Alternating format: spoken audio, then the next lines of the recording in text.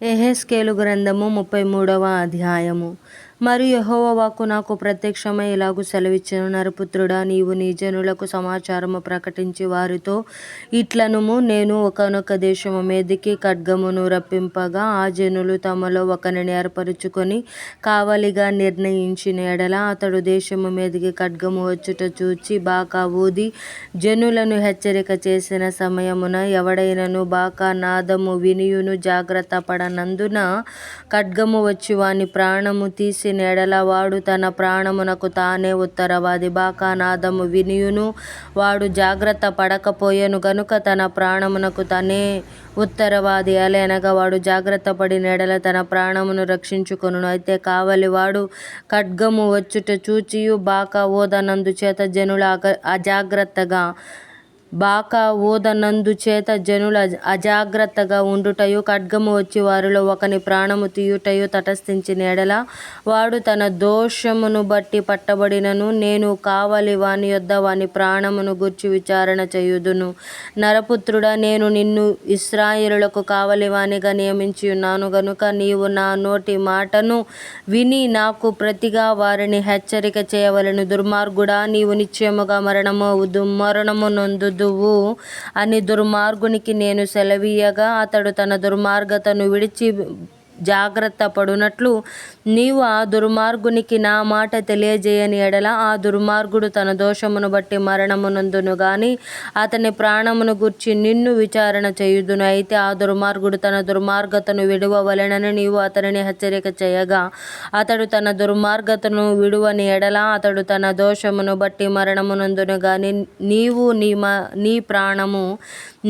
నీ ప్రాణము దక్కించుకొందువు. నరపుత్రుడ, ఇశ్రాయేలులకు ఈ మాట ప్రకటింపుము, మా పాపదోషములు మా మీద పడి ఉన్నవి, వాటి వలన మేము క్షీణించుచున్నాము, మనమెట్లు బ్రతుకుదోమని మీరు చెప్పుకొను మాట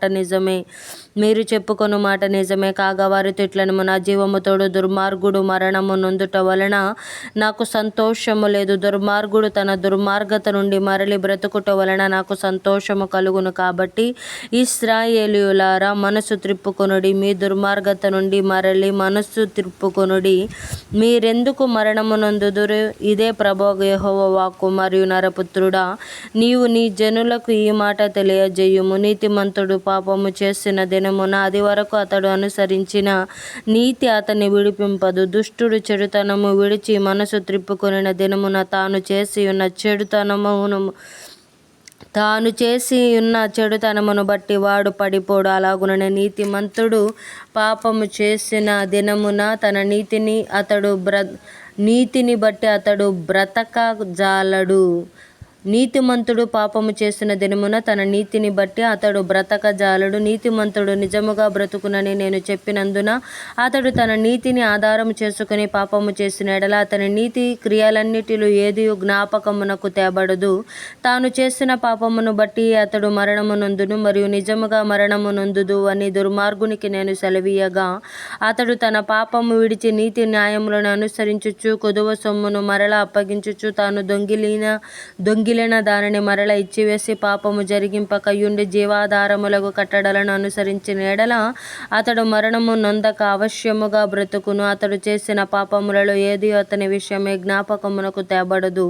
అతడు నీతి న్యాయములను అనుసరించెను గనుక నిశ్చయముగా అతడు బ్రతుకును. అయినను నీ జనులు యెహోవా మార్గము న్యాయము కాదని అనుకొందురు. అయితే వారి ప్రవర్తనయే గదా అన్యాయమైనది. నీతిమంతుడు తన నీతిని విడిచి పాపము చేసిన ఎడల ఆ పాపమును బట్టి అతడు మరణము నొందును. మరియు దుర్మార్గుడు తన దుర్మార్గతను విడిచి నీతి న్యాయములను అనుసరించిన ఎడల వాటిని బట్టి అతడు బ్రతుకును. యెహోవా మార్గము న్యాయము కాదని మీరు అనుకొనుచున్నారే.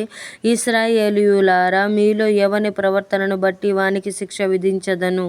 మనము చెరలోనికి వచ్చిన 12వ సంవత్సరము 10వ నెల 5వ దినమున ఒకడు యెరూషలేములో నుండి తప్పించుకొని నా యొద్దకు వచ్చి పట్టణము కొల్ల పెట్టబడెనని తెలియజేశాను. తప్పించుకొనిన వాడు వచ్చిన వెనకటి సాయంత్రమున యెహోవా హస్తము నా మీదికి వచ్చెను. ఉదయమున అతడు నా యొద్దకు రాకమునుపు యెహోవా నా నోరు తెరవగా పలుకుటకు నాకు శక్తి కలిగెను. అప్పటి నుండి నేను మౌనిని కాకయుంటిని.